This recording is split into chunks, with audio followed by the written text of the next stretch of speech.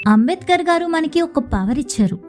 దానితో మన చరిత్రని మార్చుకుందామా లేకపోతే పాడు చేసుకుందామా?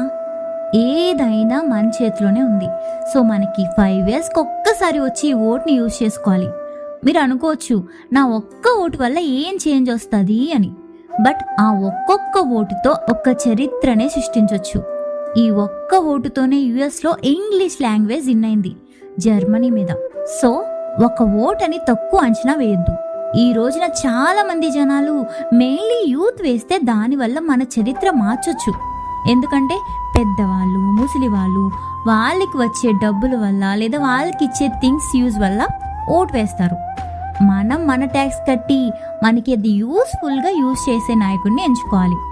బట్ ఈ రోజుల్లో యూత్ ఓటు వేయక ఈ రోజుల్లో పొలిటీషియన్స్ మన స్టేట్స్తో గేమ్స్ ఆడుతున్నారు.